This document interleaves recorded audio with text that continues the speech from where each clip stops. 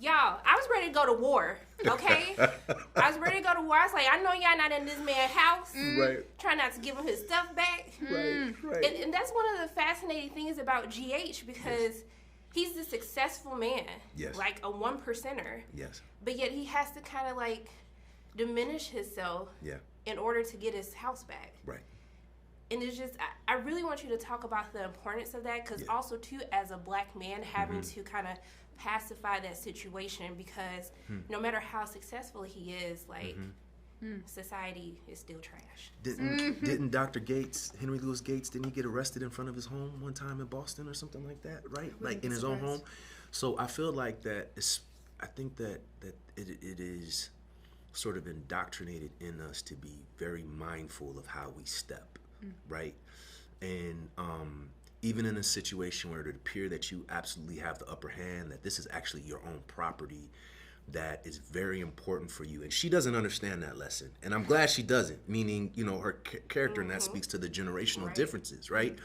But he is so aware, having seen so many examples, and it's just going to be his first reaction is to figure out how to very calmly and almost with breadcrumbs, just sort of ease his way back into his home and ease you out the door. And of course that could change, but he has to almost earn his way into his own house.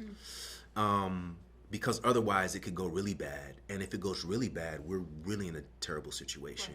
And so that's kind of like the story of black people, rather affluent, middle class, if you're impoverished or whatever the situation is, that we have to have sort of this extra sense and how we should be navigating the world. I love that. But I mean, and I love the generation. I love that tweak of having father and daughter because you have this generational change. Like, no, we're not doing that no more. Right. Like, you know, they'd be like, we're not our ancestors anymore. Right. And there's something so beautiful that you say is, you know, about how like people are bad, but like we all we got. Yeah. Yes. And I want to know for the both of you, I want to know who are those people that really keep you connected to the human condition? Like, who is that person, like, you know, like, no matter what, like, this person is always going to have my back? Yeah, I mean, that's always my family. My mom, my partner, and my, like, real small group of friends. They know who they are.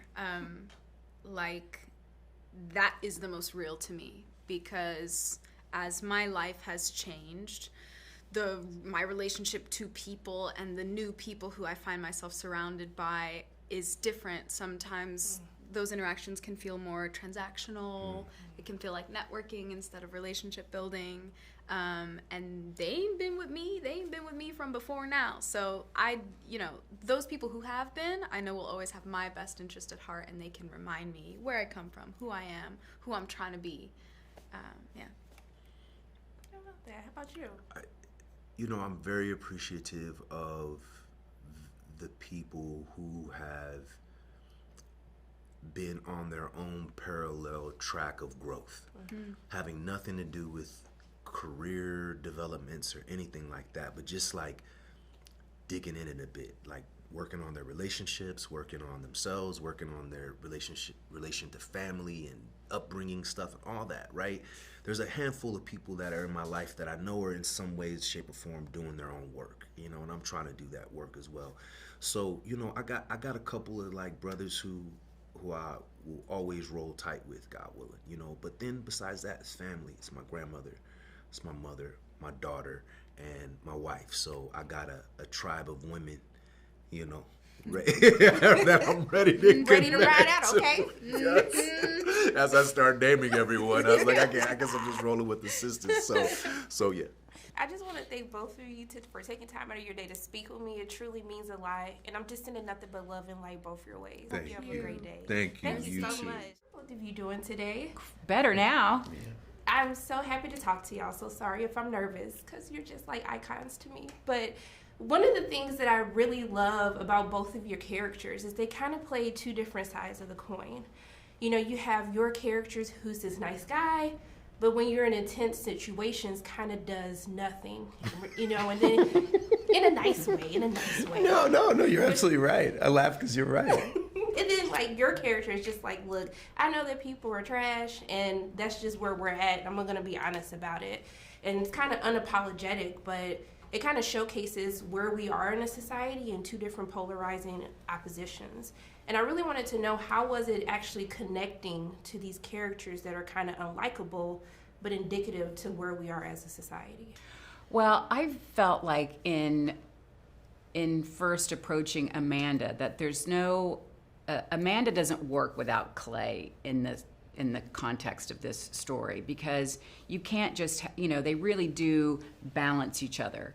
And one of my favorite things in the movie is the frantic packing of Amanda, and then Clay just kind of wakes up like, hey, what's going on? Like, that's their relationship. That's the postage stamp of them. And so we just sort of extrapolate on that as the movie goes on. But I think it's interesting because we all have to find that person that balances the good and the less good of us, and that's what creates the relationships. And it's I don't know if that answers exactly what you were saying, but it does.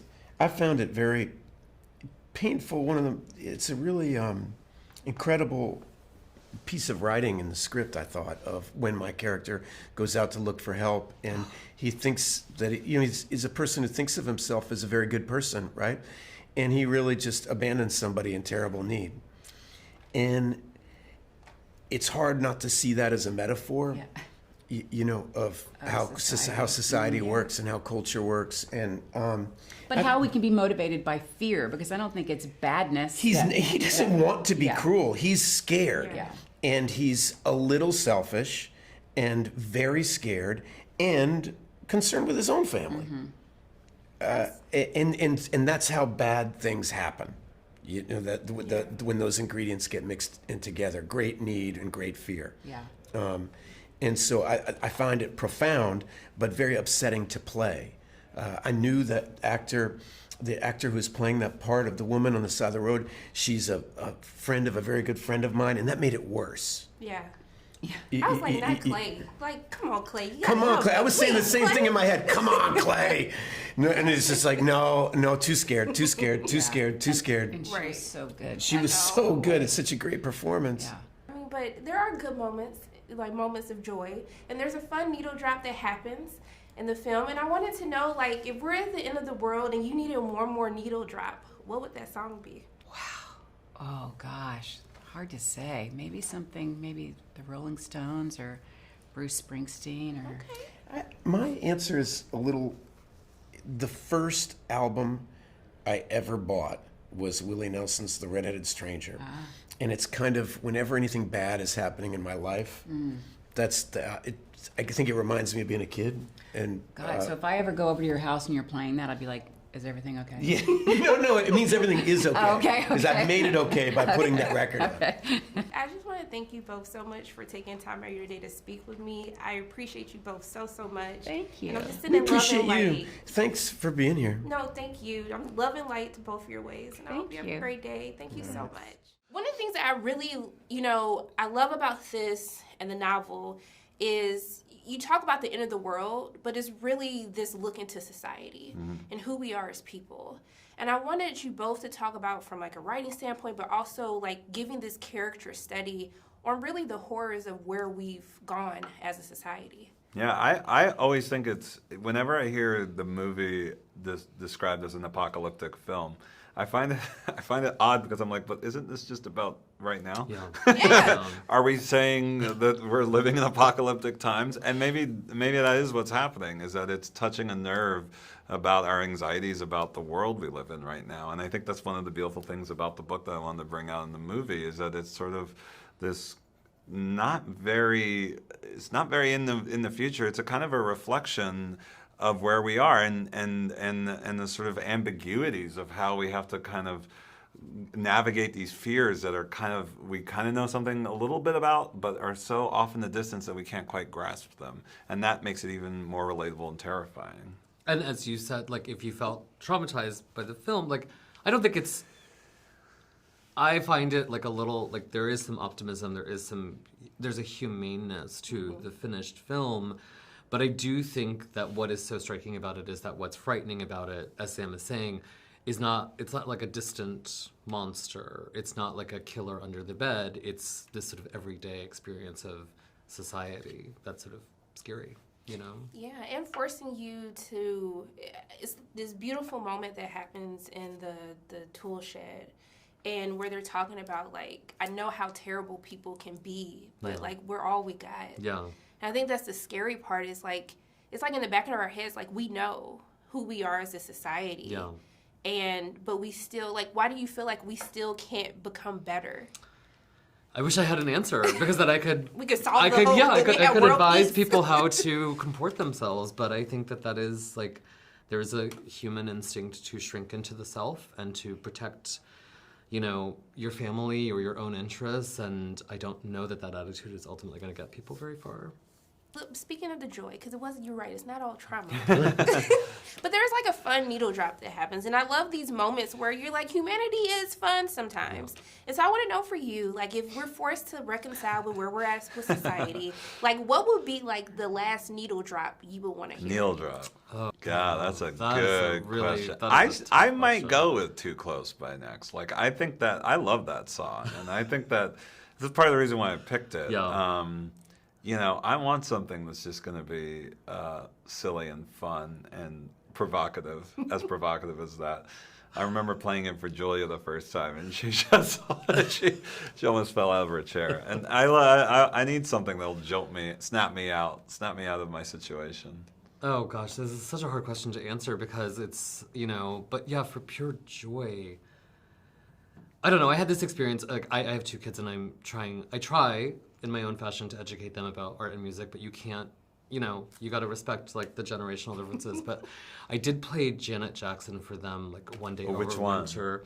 I played Love Will Never Do Without You, which is a very like Such a good G-rated song. Yeah. Janet Jackson Yeah, song, yeah, because a lot of those yeah, songs yeah. are not.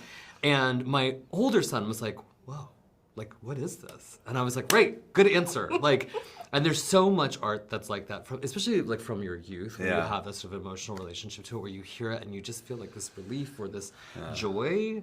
And I love that about, you know, but I think a lot of what you see on the screen is actually really happy and joyful. Like, in a dark moment, wouldn't I love to be in a beautiful house like that? Yeah. Drinking with Mahershala Ali? Yeah, I would. Okay. Like, yeah. I Living could, the there's dream. a lot worse, you know? I just want to thank the both of you for taking time out of your course, day, taking me of through a course. therapy session, while watching the movie. I'm just sending so much love in like both your ways, Thank and I hope you you. have a great rest of your Thank day. you. Thank you That's so so sweet. much. Thanks for coming. And I love the needle drops. I was like, I know that ain't what I think it is. I was like,